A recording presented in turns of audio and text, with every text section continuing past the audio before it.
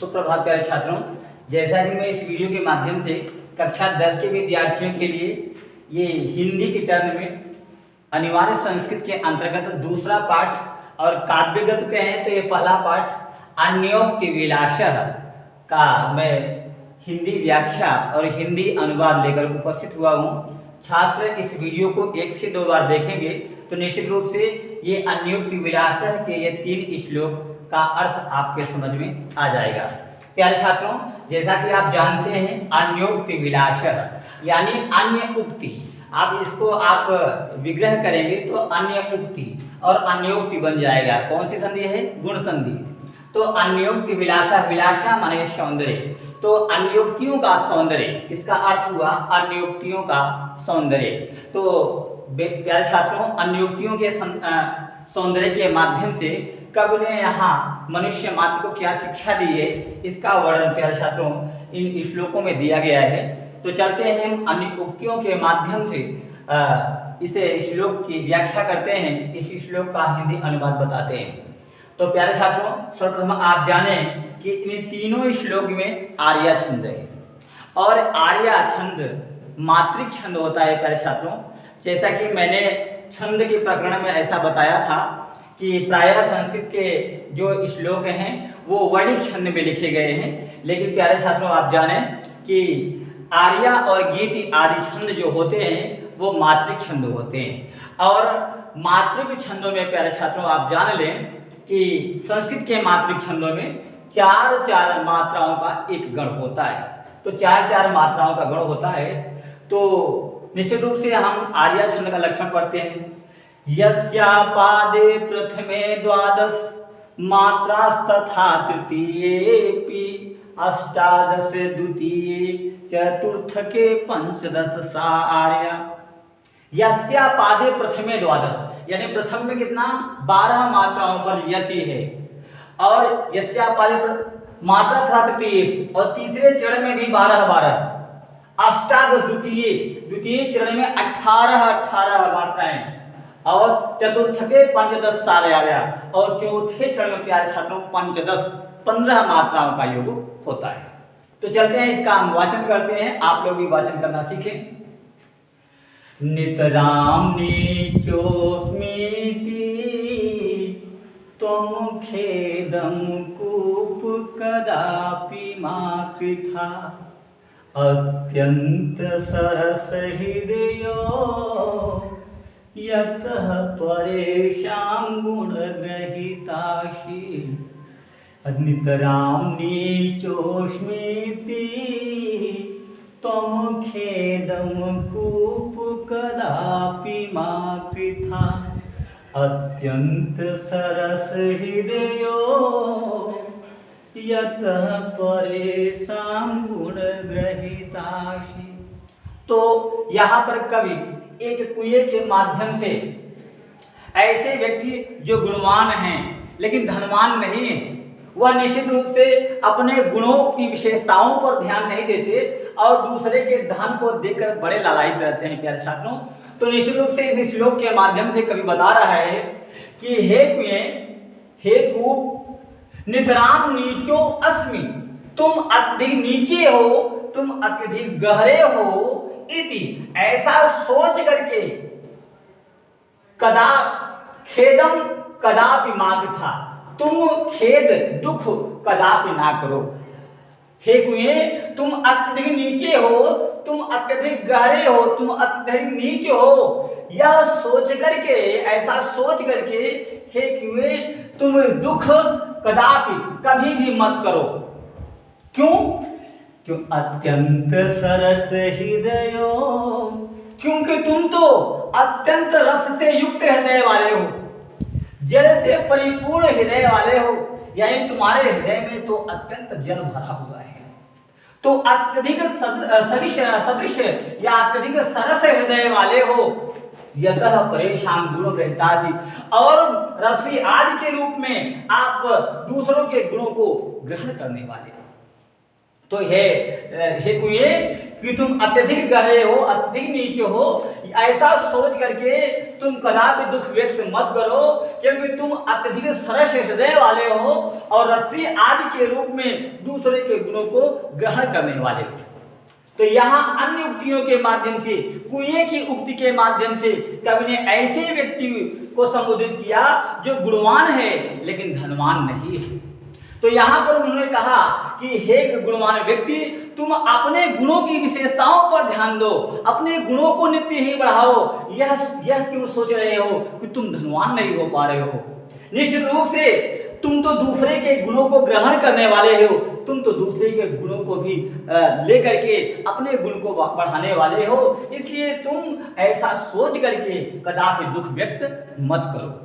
तो इस प्रकार से प्यारे छात्रों, आप प्रथम इस श्लोक का हिंदी अनुवाद, हिंदी अर्थ लिखेंगे कि हे कुएं, तुम अत्यधिक नीचे हो, अत्यधिक गहरे हो, ऐसा सोच करके कदापि दुख व्यक्त मत करो, क्योंकि तुम अत्यधिक सरस हृदय वाले हो, अत्यधिक रस से युक्त हृदय वाले हो, अत्यधिक जल से युक्त परिपूर्ण हो, और तुम परेशान गुण ग्रहितासी दूसरों के गुणों को रस्सी आदि के रूप में दूसरों को गुणों को ग्रहण करने वाले हो।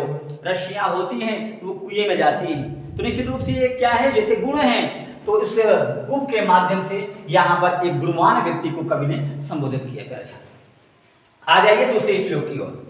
निर्क्षीर विवेके हंसालस्यं त्वमेव तनुषेचे विश्वस्मिन्नधुनान्य कुलव्रतं पालयिष्यति कः।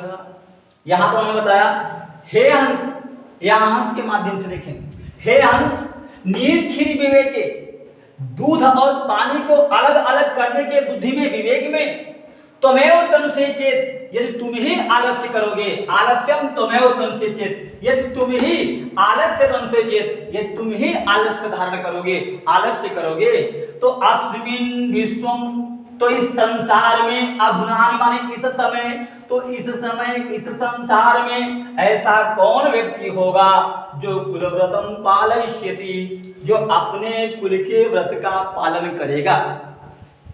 प्यारे छात्रों, तात्पर्य यह है, यहाँ कवि ने ऐसे व्यक्ति को संबोधित किया कि जो गुणवान व्यक्ति है और अपने नित्य ही अपने कर्मों को करने के लिए उसे कहीं न कहीं दुख महसूस करता है, वह कहीं खेद महसूस करता है। जैसे कि एक ऐसा व्यक्ति जो कुम्हार है, जात से कुम्हार है, लेकिन घड़ों को बनाने में उसे कहीं न कहीं दुख होता है और उसे शर्म महसूस होती है। तो ऐसे व्यक्तियों को संबोधित करते हुए यहाँ कवि ने कहा, गुणवान व्यक्ति को संबोधित करते हुए कवि ने कहा हंस के माध्यम से कि हे हंस, यदि दूध और पानी को अलग अलग करने का तुम्हारा स्वभाव है, तुम्हारा गुण है, निश्चित रूप से तुम दूध और पानी को अलग अलग कर सकते हो। तो हे हंस, यदि नीर और क्षीर, यदि पानी और जल दूध, इन दोनों को अलग अलग करने के विवेक में, बुद्धि में, यदि तुम ही आलस्य, तुम्हें आलस्यम तनुषेचेत, यदि तुम ही आलस्य को धारण करोगे, तो अधुना इस समय, अस्मिन् विश्वम, इस संसार में ऐसा कौन सा व्यक्ति होगा जो अपने कुल के व्रत का पालन करेगा। कि हे गुणवान व्यक्ति, जब तुम ही अपने कुल के व्रत का पालन नहीं कर रहे हो, जबकि कुल धर्म चला आ रहा है कि आपके पिताजी, आपके आजा जी निश्चित रूप से वो घड़े बनाने का कार्य करते रहे हैं, लेकिन ये क्या कि तुम इस तरह के गुणवान होने पर भी तुम घड़ा बनाने के कार्य में कहीं कोताही कर रहे हो, कहीं दुख महसूस कर रहे हो, कहीं खेद महसूस कर रहे हो। तो यहाँ पर एक हंस के माध्यम से कवि ने एक गुणवान व्यक्ति को संबोधित किया है। प्यारे छात्रों, आ जाइए तीसरे श्लोक में।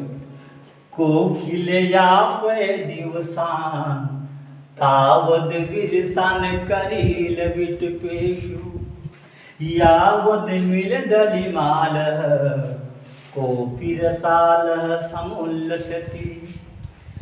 कोकिलया दिवसान तावद विरसान करील विटपेषु यावद मिल दलिमालः कोपि रसालः समुल्लसति।